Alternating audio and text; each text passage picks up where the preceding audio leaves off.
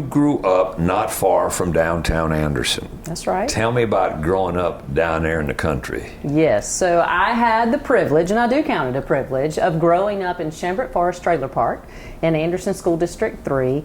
Had a dynamic family group. My grandmother was there, my aunt was there, my mom and dad.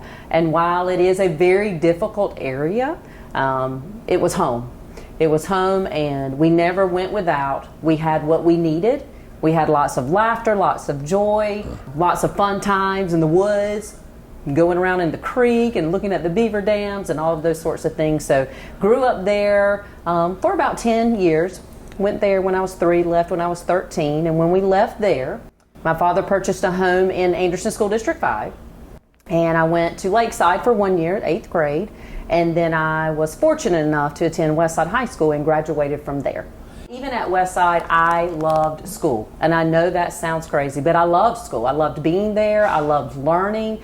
But for the most fun I had, I was a cheerleader. Cheerleader all 4 years, had a great time cheering on the Rams. You're a senior at Westside. Yes. What are your options with going on to college, because neither one of your parents did? No. And to my knowledge, I have done some research. To my knowledge, no one on my maternal side or paternal side had gone to college. Wow. And so my parents, though, that's the key, and I talk about that a lot with our folks. My parents knew that education was so important to success in life. Even though they didn't have the opportunity to go to college, they knew the value of it. And so it was always expected of me to do well in school and to go to college. They just didn't know the steps I needed to take. So it was very important at Westside High School. The guidance counselors poured into me, Mr. Adair poured into me, my teachers poured into me, and really took notice of me and really encouraged me and said, Brenda, you can do this. You can go to college. And so with their help and with their guidance, I was able to apply to Clemson University, got in, and the rest is history. Remember, we were a family that was working. We were working just to make ends meet. And so I did not live at Clemson. I commuted every day because my parents couldn't afford that. They couldn't afford for me to live in a dorm. They couldn't afford the meal plan, but they could afford the tuition. Okay. And what's crazy is the tuition at that time. Now I put myself through college and my 3 children, but the tuition at that time was $1,500 a semester. Incredible. Isn't it? I worked in high school as well. So my first paying job was working at the movie theater. Which one? Marketplace. It's no longer there. It is no longer there. And the highlight of that was when Batman came out. Batman came out, there were 6 theaters, and I should have known then that I was going to be this really dynamic leader because of this reason. Batman came out, we sold out, it was shown in all 6 theaters, right? So only Batman is playing. And they gave me the flashlight and said, Brenda, we still have tickets left, but people are hogging the seats. And I said, okay, I'll take care of this. I went into each theater with my flashlight and said, please slide down. We have more people needing seats. And I loved it. I loved it. So that was my first job. And then when I went to Clemson, I left that job and went to Ingalls and became a bookkeeper. And really? I worked as a bookkeeper at Ingalls it used to be where Lowe's is now on 28 Bypass. Yep. I worked at that Ingalls as a bookkeeper all the way through college until I graduated.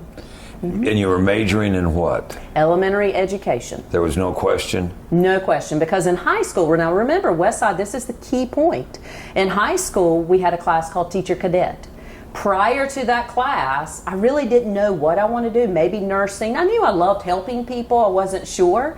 But Teacher Cadet is a class that high school students can take, and it allows them to see teaching and what it looks like. And you go into schools and you work with children and you do performances and lessons with the children. And after I took that course, I knew that I wanted to be a teacher. Really? Mm-hmm.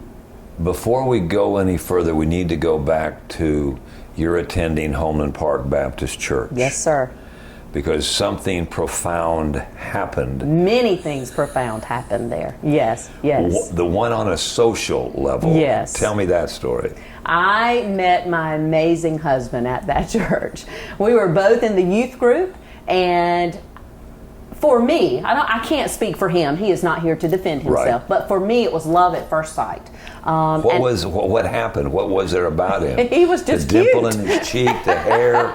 He was a little bit older than me. Okay. So he was more mature than the guys my age, and he was just so kind. He was so respectful, and he was just so kind, and he was cute, and he still is. So, but we are still together. We have happily been married 30 years. Oh my size. And he has truly been a blessing.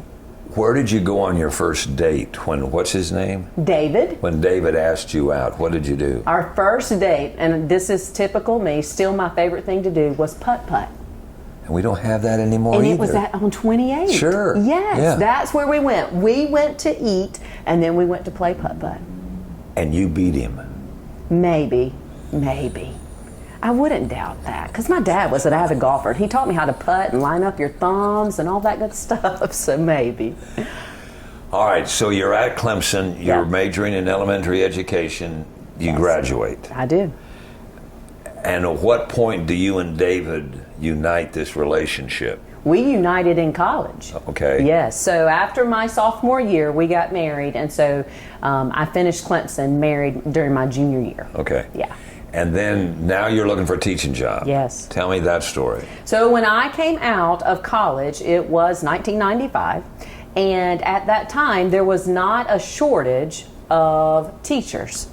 So we had an abundance, especially of elementary teachers. And because I was married and because my husband had a job, I did not have the freedom to look outside of our area.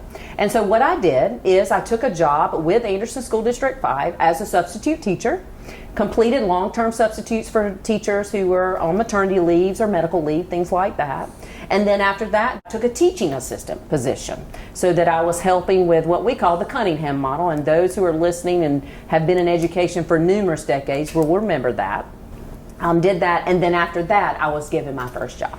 At the time, I was taken back that I had just spent 4 years really committing myself financially, personally, achieving this goal of being a college graduate, right? Because no one in my family had ever done that. And at the time, I was disheartened. But now looking back, it was the greatest time to realize that every single person in the realm of education is important and is needed.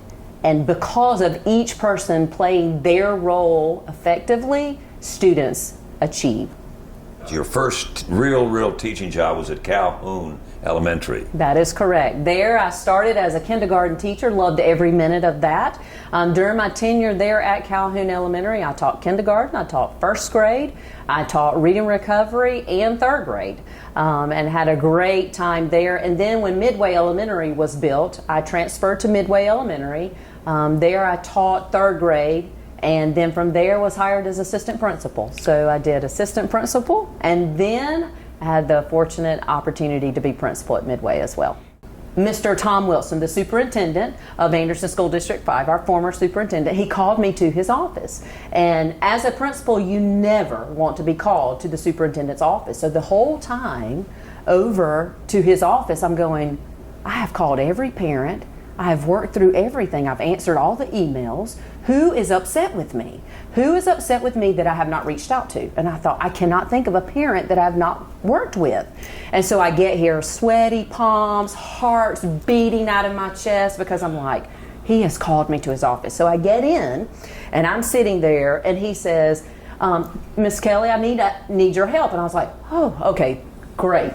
You just need my help. I can help you. I said, yes, sir, I'll do whatever you need. What would you like? How can I help you? And he said, I need for you to be the director of elementary education. As I knew I should do, I said, okay, Mr. Wilson, I said, I will help you in any way I can.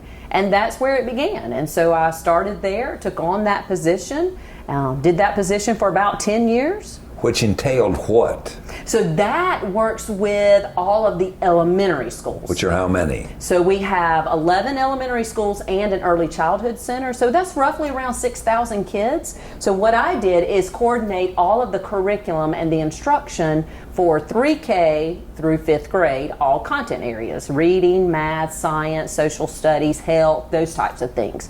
So I left a principalship and came to the district office, did that.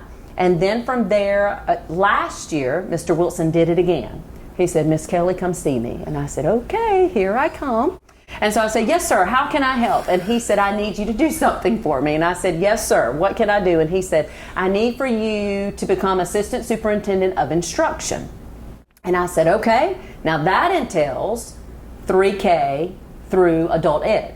So now I am assisting all schools and all principals and all directors and helping them utilize the information and the resources we have to help our students achieve. And so I was able to do that. I'm so grateful for the opportunities. Again, not one of those things that I was actively seeking, but so grateful for it. In that leadership role, obviously you ran up against people who weren't doing their jobs to your expectations. That's correct. How do you deal with that situation? When you have folks there, what I have found, if teachers are not performing, or principals or coaches at the level I think we can achieve, then I look at where we're strong first. Where are we strong? Where are you strong? And how can we build on that? So if this is your area of strength, let's work to highlight that, provide success for that, and then through conversation and reflection, we get to those areas of growth. And when we've identified the areas of growth, I come at it with, I'm here to help. I had one principal tell me, we had great, I can't give specific data because it is embargoed, but we've had tremendous growth. Can't wait to celebrate our teachers and all they've done. But I had one principal, we were talking about that and talking about the data and looking at preliminary and how well they had done. And he said, Miss Kelley, I just want to tell you it's because of the approach you took. And I said, well, tell me more. Tell me more about that. And he said, you had high expectations, but you came in here with a heart of servanthood. And you came in saying, this is where we're going, and we're going to get there. Now, how can I help you? Instead of, he said, in his words were, you did not come in shaking your finger at me. And I took that as a huge compliment because I feel like our district, we are going to achieve great things. We absolutely are, and are achieving great things. But it's because of our team. It's because of the strengths of each of our players, and then uniting all of us, it's going to be great. Historically speaking, you're the third woman to hold this position. Yeah, and I am so honored. I'm humbled, and I am honored because I'm here because of the people who poured into me. So Clemson University is where I got my bachelor's, and that was so I could teach elementary education. I went to Furman for my master's. When I got my master's, it allowed me to be a principal. And then I went back to Furman to get my education specialist degree, which allowed me to earn the superintendent certificate. So that's where I am now. I'm currently at USC getting my doctorate and hope to be finished with that by 2024. So we are in the end stage of that, and I am so excited. Something, again, that I thought I would not ever do. It was just one of those things I felt like I needed to do and needed to achieve, and I'm so happy I have done that. So that is how I moved from the idea of I'm just going to be a principal to no, I want to help the entire system. So I went into the program, and it takes about 3 years to get through that program, and you have to complete an internship. So during my internship in my final year of that program, he really gave me opportunities to go experience community events, to talk in front of community partners. He gave me a lot of opportunities that have really helped me. And so from there, when I graduated, I actively pursued. Just to get the opportunity, I pursued superintendencies in other districts, local districts around, just to get the opportunity of what that engagement feels like when you're working with a board panel and things like that. And he helped me, gave me a letter of recommendation. He would sit down with me and say, now these are some of the questions they might ask you. So he really did help me a lot as I was trying to pursue that goal. And then the board has to make the final decision. That's correct. What was that like? That, because I've been in the district for 28 years, I was very comfortable because I have been working with the board my entire career. While the board changes, this current board, I had been working with them quite often in my former positions. And so really I was just speaking to them from my heart. What it is we want to accomplish, what we're currently doing, how we're having success now, but we want to build upon that. And so it really was almost just a time to celebrate what we had already done and what the future could hold for us. Now that you're in the position and you have the job, the morning after it was finalized, did you wake up in the morning and pinch yourself and said, is this really happening? I did. Because it's something you think about, but it's not until it really happened you thought, okay. It was one of those moments, you know how you have those moments on the roller coasters where you're going up the hill and you're getting a little bit nervous, but the minute you top it, it's so exhilarating. That's exactly how I felt. So at first you're a little bit nervous and you think, oh, this is going to be awesome. And that's how I felt.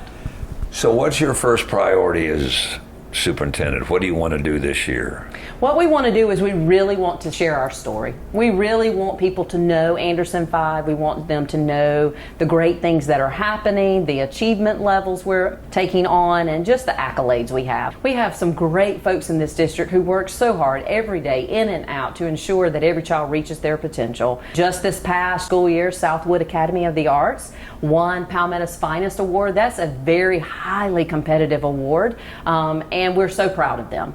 They're the culinary, custodians, the teachers, teaching assistants, the administrative office, clerical staff. They all pull together to unify as one team to really support our students and their achievement in the arts and in the academics.